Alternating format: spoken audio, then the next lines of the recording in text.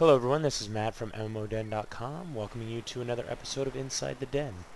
A quick peek at a game's features and overall gameplay. Now today Inside the Den we're going to take a look at Vindictus. This is a 3D action-based MMORPG from Nexon. Now if you like what you see here and you want to learn more about Vindictus, check out MMORPG.com or click the link below. Alright, here we go. So I'm going to go ahead and go through the character creation process. I don't know why it keeps giving me that error, but it doesn't like the fact that I'm on a new IP. But oh well. As you can see, I have a couple of different characters here. Level 18 is my highest. I've played around with all three of the character types, but we'll go through the character creation process so you guys can see what that's all about. Right now there are 3 character types available, and as you click on each one... Evie is a magician-type character that uses alchemy. She is recommended for play. Why that's so loud, I have no clue, because I actually turned down the volume. But I'm going to let the game run through each of these and let you guys see it, while there will be no commentary, because as you can hear, it's very loud. So Evie is a magician-type character that uses alchemy. She is recommended for players who prefer to cast magic from a distance. Lon is a warrior-type character who dual-wields weapons. And obviously the chick that gives those, excuse me, gives those narrations has a much better voice than I do, so as you can see, I will let her do her job. Fiona is a balanced warrior-type character that uses a one-handed weapon and a shield. They also do have this guy coming soon, which is more your kind of brute, barbarian-type character. So it's going to be interesting to see when that gets launched. One great thing about the game is it is updated on a regular basis. I think since the game launched into full release, it essentially has had a release, or not a release, but an update like once every 3 weeks. So we're going to go with Lon. Let's get through that part real quick so I don't get drowned out voice-wise. So let's see how long this is going to take. Actually, I'm going to pause this while it loads up. Oh, maybe we won't have to wait. There we go. Thought it was going to take a while. So sometimes it's really weird when you're recording with Fraps. It takes a little bit. Now this is a slight tutorial. I did do this in my last video. Get it together, rookie! I'm going to go ahead and skip this.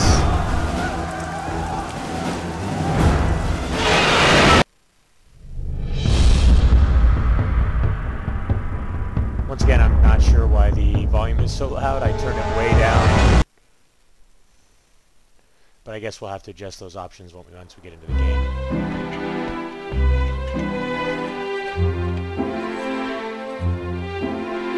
So if you would have ran through the tutorial, we would have been saving her from this giant spider that's been her pet forever. Like I said, you can watch that in my other video. I'm going to get through this real quick so I can get to the options.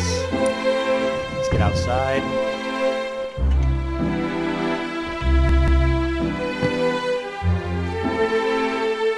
And of course, I can't get to the options to turn the volume down until we get through this part.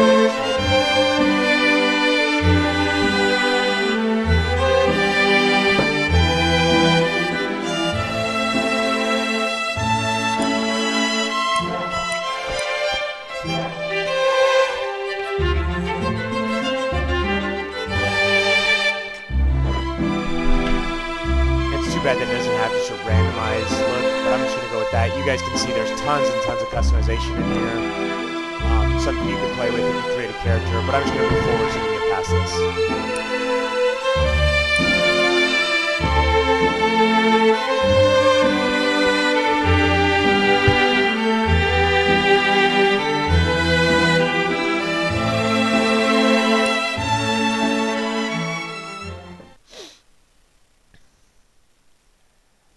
That is one thing that always bugs me, is when you change options and they don't take once the game actually starts. So we'll have to adjust the volume a little bit because it is way too loud. So this is starting city that you'll begin in. A few different areas that you're able to go to. And you can see there's already areas with exclamation points, which means they have quests for us. So let's get into these options and turn this volume down. See, I actually had it set down here prior to starting the game, and it chose to reset it all the way to high. Oh, much better. Now, I'm not sure why it chose to do that on its own, but it did. Now, one thing about this is, unless you hit escape, the game will lock your mouse, because you don't move with click, you move specifically with WAS and D. So there's no clicking around, like you don't click on the ground and you move. But let's head in here real quick to the Mercenary Outpost and get our first quest. And I'm hoping that the game is mostly, well, it is pretty much all instance-based. At least as far as I've gotten, there's no persistent world type area. But let's get through this real quick, let them talk. Now, as far as your training and skills go, you use these AP or action points, which you earn not only from once you've created your character, but also from completing different quests. So you'll be able to earn those, and as you go through the quest system, and be able to increase your skills faster the more of the quests you complete, and also the more of the missions that you complete. There are a ton of different areas. When it first started, there were only a few, but they knew that they had to, I think they were ready for everybody, knowing that they had to have stuff ready to go for when people got to their higher levels. This dialogue is taking way too long. So let's get out of here. Let's exit. Let's show you some of the different features. So you've got your character, which it has your basic information, your level, your titles, your path. You can see the titles that are available to you. It's funny that it has fish records, because fishing is kind of a big thing, but I've never gotten into it. I know a lot of people do. Change your motto so you can get kind of customization there. You can set duels to duel with people. So let's exit here. Your duel record, which is your PvP stuff. So take a look at the skills. So right now I have very few skills, because you have to earn them, and you actually learn them from completing different quests, and then you'll be able to, so you can train, and then you can see I need 30 APs, and you can assign them one at a time, 10 at a time, or just do max to be able to just max it out. And you can highlight over them to see, strengthens normal attacks, weak damage, very little chance of knockdown opponents, slip and dash proficiency, allows you to definitely dodge opponents. So there's tons more. There's also a full, you can see the marketing place message board, it's a full auction house. And at the Forge, as you go through different instances, you'll gain and pick up different items that you'll be able to take there and craft into different things. There are several different places inside of the town that will allow you to do that, whether it be for potions or magical items or different things like that. So we're going to go here. This is going to be your basic board. It's set to hard right now, but there's also hero mode and normal, which most of the stuff we're going to do is normal. So we want to do launch. It wants us to do this mercenary training site. So the Oath of Honor, there isn't one. You select an Oath of Honor. That gives you more experience and more APs. So you can see here battle points, defeat woodmen using smash in the military training site. So we're going to launch and go into that real quick. Try and get through that as fast as possible. But each of these, as you go, you'll see you'll be set up on these boats, and we'll start that. You'll be set up on these boats, and you'll have up to 3 other party members that you can go out and adventure with. The shop is where you'll pick up things like spears and grappling hooks and bombs and stuff like that. That will actually give you a little bit of an advantage while you're going through the fight. You can use the spears to attack bosses and kind of weaken them a little bit and take them down, which is, it's kind of a cool little thing that you've got those bonuses. A lot of the items that you'll see on the ground are destructible. You basically do simple attacks using the left mouse key, but as you do 1 or 2 attacks, see as it shows you here, you're able to do combinations by using the right mouse key, as you can see by the animation down in the bottom left-hand corner. So we're going to get through these woodmen really as quick as we can. You could attack guys while they're on the bottom, or on the ground, on the bottom, on the ground. That gives you a distinct advantage. And you see here, it says finish him, so you're able to come up, kick him, and then they drop an item. And to pick that up, you'll use the E key, and that'll pull out of that little whatever. So we get a wood plank. Like I was saying, that gives you one item that will allow you to create different items, either at the blacksmith or in one of the different areas inside of town. One interesting thing is you can also take and you can pick up different things, so that the actual environment is very versatile. So you can pick it up, you can destroy it, you can throw, like you see I just threw that at that guy. So we want to get this magic powder. Once again, another item that you'll be able to use to craft and create more powerful items for not only yourself. The thing is, if you really don't want to deal with that and you don't want to pick any of that stuff up, a lot of this stuff you can pick up at the auction house. If you use the shift key, it will cause you to move faster. It's saying right there that use the R to run from a nearby enemy to kick them. So you're able to do that. You can also do a lot of that stuff with, like the kick is your common finishing move. So we're going to pick that up real quick. Move on. Like I said, you can use shift key to sprint, but as you see at the top, the green bar is decreasing.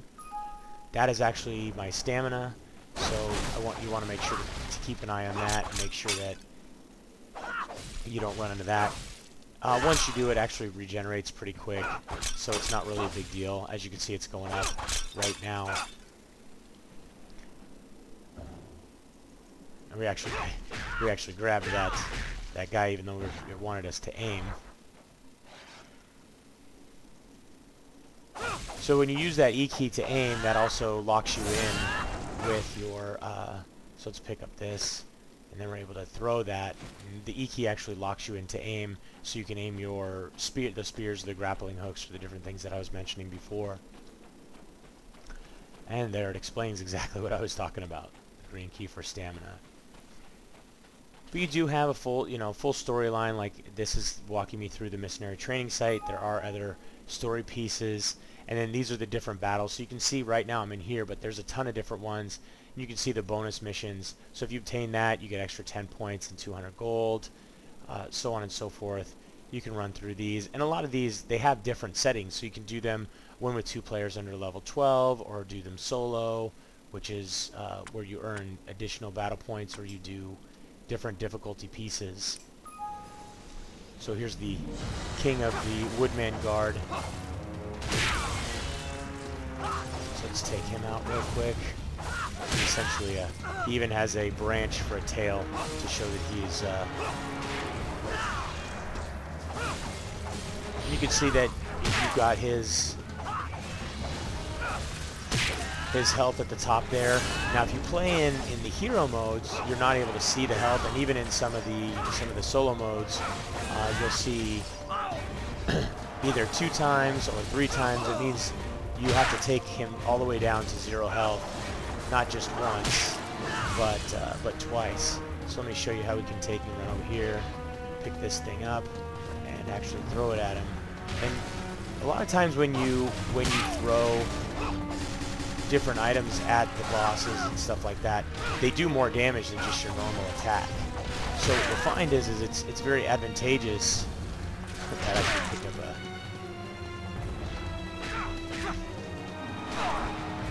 so you'll find, like, I'll pick up this stone and it did more damage than just my basic attack. So you want to really use your environments. There's also bonuses for taking and using those items to destroy the bosses in the fight. And like a lot of games, whether it's Dragon Saga or other games that Lunia Online, or other games that are very similar, instant-based, this is a 3D MMORPG where those are side-scrolling, but it still has, at the end you'll see here your score sheet that tells you, how you did and things like that. We want to run around and pick up as much gold as we can. And then some of these, they're basically gems that will heal you up. You want to use those to your advantage, and a lot of times as you're running through these instances, there'll be these giant coffers or kind of giant bases that will take and they'll show up, and you'll be able to take them out, and they'll spread those gems all over the place. So battle cleared. And as you can see, you got the quest reward, combat XP, battle XP. Didn't get any battle quest AP because this is kind of the training mission. So let's close. Let's return to town. But the game is very fast-paced, and you only enter in the dungeons that you want to enter in, and do those types of things, which is kind of a cool little thing. And as you go up in levels, you're able to access different types of dungeons. The second area is more of a winter kind of area that you're able to go into and fight different monsters. And like I said, there is a full storyline that goes along with this. So I'm going to run through this real quick. Hopefully, I think after I'm able to do this, I'm able to train. So I want to show you guys that little bit.